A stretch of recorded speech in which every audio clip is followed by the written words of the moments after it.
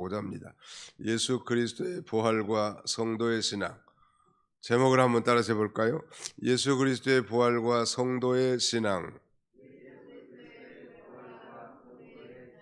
네, 오늘은 예수 그리스도께서 죽은 자 가운데서 3일 만에 부활하셨습니다. 금요일날 오후 3시에 운명하셨고요. 주일날 일요일 새벽에 이렇게 부활하셨기 때문에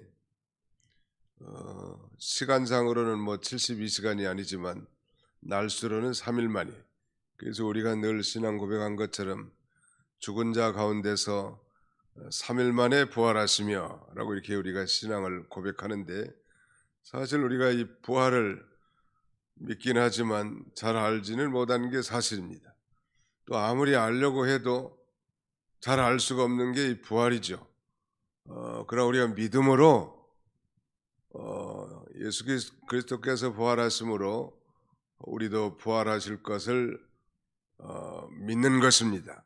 자, 예수 그리스도의 부활의 의의라고 할 수 있겠는데, 예수 그리스도의 부활의 3대 의의는, 첫째는 예수 그리스도의 부활은 이 성경대로 이루어진 사실이다.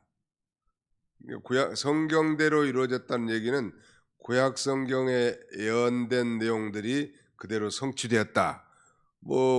저절로 누가 꾸며낸 얘기가 아니고 지어낸 얘기가 아니라 구약 성경을 통해서, 즉 하나님의 성령의 감동을 받은 구약의 모든 이 기록자들을 통해서 예언된 성경 말씀이 그대로 이제 성취된, 말하자면 성경대로 이루어진 사실이라는 것.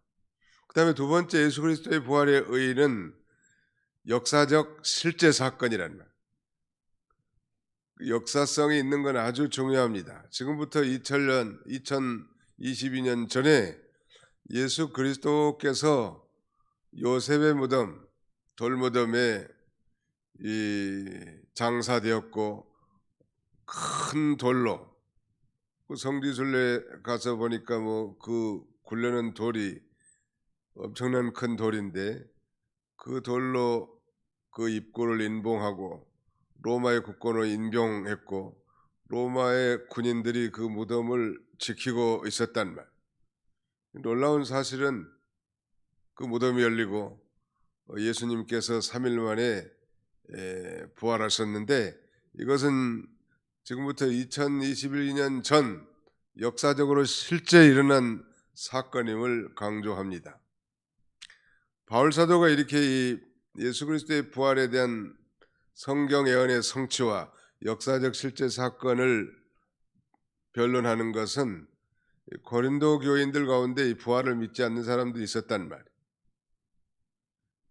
그들은 그 유대교라든지 헬라 사상의 영향을 받아서 이 부활을 부정하는 자들이 있었기 때문에 부랴부랴 바울은 편지를 써서 예수 그리스도의 부활은 성경대로 이루어진 사실이고 역사적 실적 사건이라고 말하면서, 부활하신 예수님을 친히 목격하고 그의 상체 흔적을 만져본 자들, 또 만삭되지 못해서 난 자와 같은 자신도 다메섹 도상에서 부활하신 예수님을 목격하고 이렇게 예수를 믿게 됐다고, 이렇게 고백함으로 고린도 교인들을 흔들리지 말고 견고하게 서도록 부활신앙을 심어준 것입니다.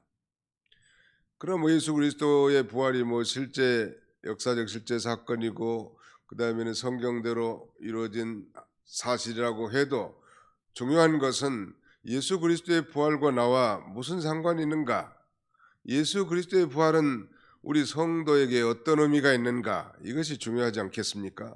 마지막 세 번째, 이 놀라운 부활에 대한 진리는, 이 예수 그리스도의 부활은 성도 부활의 원동력이라는 것. 즉 예수 그리스도의 부활은 잠자는 자들의 첫 열매인데, 구약 시대는 이스라엘 백성 농사를 지어가지고 그 첫 열매를 하나님 앞에 먼저 추수한 것을 첫 곡식단이나 열매를 먼저 바치는 거예요.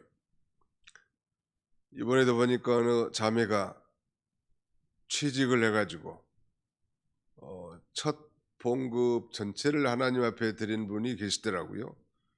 참 좋은 신앙이라고 이렇게 생각합니다.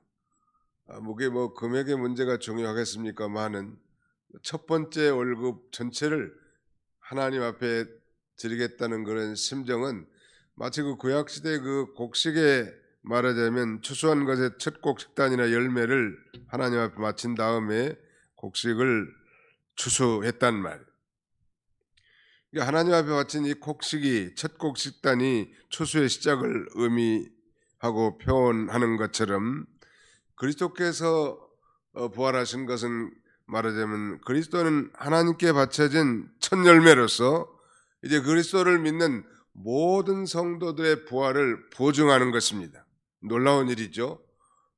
그러므로 예수 그리스도의 부활의 이 성경 예언의 성취나 역사적 실제 사건보다 더 중요한 것은 그 예수 그리스도께서 부활하심으로 사망을 사망시킨 죽음을 없애버린 그래서 예수 믿는 자들도 모든 죄를 용서받고 사망에서 해방되고 다시 부활하여 저 영원한 천국에서 영원히 산다는 이 놀라운 의미가 있기 때문에 예수 그리스도의 부활이 중요한 거고 그러므로 이제 우리가 어떻게 살아야 될 것인가?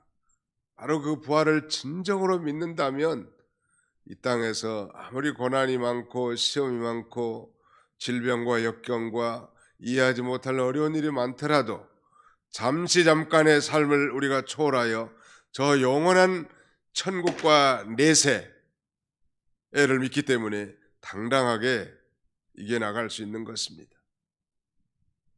일시적으로는 왜 사람인데 슬프지 않겠으며 왜 사람인데 괴롭지 않겠으며 왜 사람인데 힘들지 않겠습니까? 당연히 힘들고 괴롭고 어렵겠죠. 그러나 그 부활 신앙이 있기 때문에 그 어려움을 다 이겨나가고 극복할 수 있다는 것. 이것이 예수 그리스도의 부활에 있어서 우리 성도에게 중요한 의미와 삶이라고 할 수 있을 것입니다. 그래서 바울은 오늘 읽지는 않았지만 그런 내용이 오늘 본문에 많이 언급되어 있습니다. 자, 저기 한번 볼까요? 1장 32절 1장 32절 한번 34절까지 같이 읽어볼까요? 죄송합니다. 고린도전서 15장 32절로 34절 같이 읽겠습니다. 시작. 내가 사람의 방법으로 에베소에서 맹수와 더불어 싸웠다면 내게 무슨 유익이 있으리요? 죽은 자가 다시 살아나지 못한다면 내일 죽을 터이니 먹고 마시자 하리라. 속지 말라. 악한 동무들은 선한 행실을 더럽히나니 깨어 의를 행하고 죄를 짓지 말라. 하나님을 알지 못하는 자가 있기로 내가 너희를 부끄럽게 하기 위하여 말하노라. 바울이 죽을 고비를 얼마나 많이 당했습니까? 심지어는 살 소망까지 끊어지고 사형 선고를 받은 것 같은 그런 이 비참한 그런 삶도 살았고 여러 번 강의 위험, 강도의 위험 아무튼 엄청난 고난을 많이 당했는데 그것은 부활이 있기 때문에 영광스러운 부활을 소망하기 때문에 그 모든 일을 잘 감당할 수 있었고 또 에베소에서 맹수와 더불어 싸웠다면 내게 무슨 얘기 있으리요? 아마 에베소 어떤 원형극장에서 맹수와 이렇게 싸운 일이 있었는 모양이죠. 그 맹수와 싸워서 이긴들 그게 무슨 의미가 있겠는가? 아무 의미가 없는 거죠. 정말 부활 소망이 있기 때문에 많은 고난과 핍박과 이 어려운 가운데서도 그 모든 것을 다 이겨나갈 수 있었고 그러므로 부활 신앙 있는 사람은 속지 말라는 거, 또 깨어서 의를 행하라는 거, 죄 짓지 말라는 거, 하나님을 알지 못하는 자가 있기로 내가 너희를 부끄럽게 하게 하여 말하노라 그랬는데 바로 이 부활 신앙을 믿지 못하고 하나님을 알지 못하는 자가 있기 때문에 그렇게 말했다는 것입니다. 그러므로 이 정말 부활 신앙이 있다면 그것이 오늘 우리 현재 우리의 삶 속에서 드러나야 된다네. 부활 신앙이 있기 때문에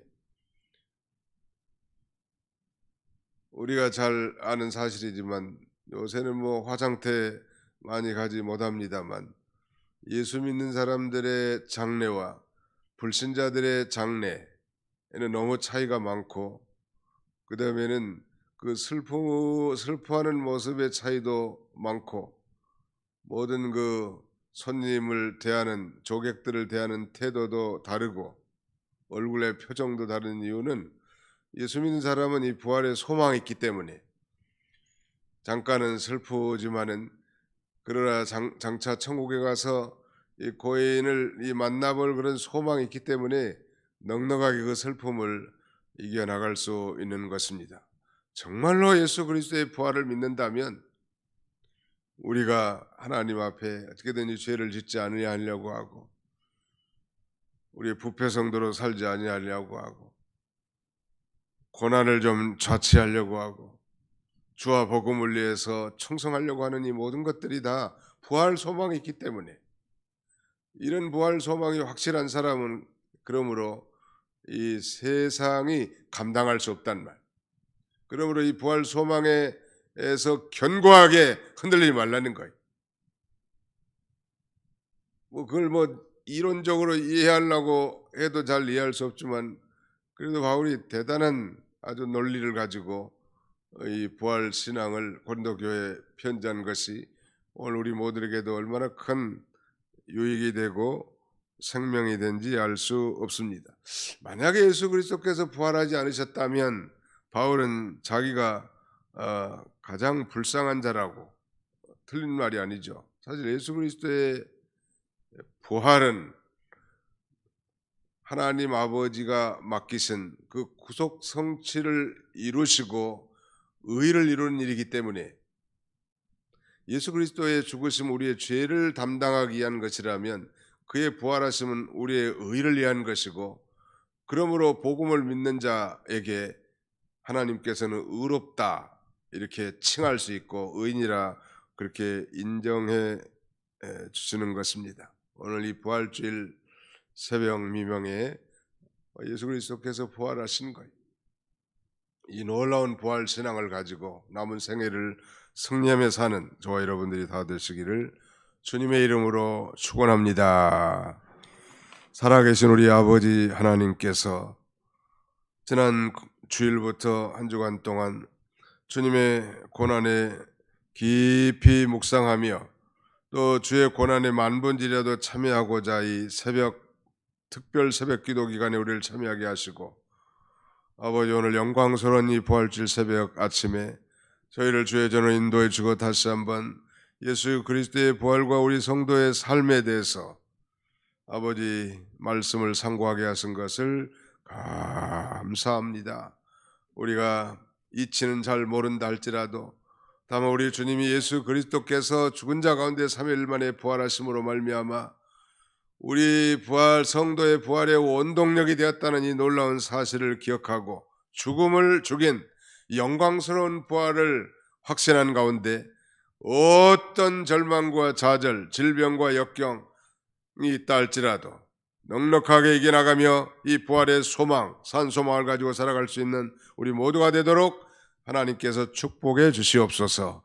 오늘 종일토록 드리는 모든 예배를 하나님이 흠양하시되 온근 각처에 흩어져 있는 우리 모든 도봉교회 가족들 모두가 다 이 거룩한 이 축제일에 주 앞에 나와 하나님 앞에 기쁨과 감사함과 영광스러움으로 예배하는 복된 절기가 되도록 우리 하나님 아버지 은혜 베풀어 주시기를 간절히 바라옵고 원합니다. 믿지 않은 우리 남편이나 아내나 자녀 손들 이웃들 지인들에게도 다만이 한 시간에 참여함으로 말미암은 성령의 역사로 예수 그리스도의 죽으심과 부활에 대한 복음이 믿어져서 놀라운 구원의 능력이 나타나도록 우리 하나님 아버지 은혜를 더하여 주시옵소서.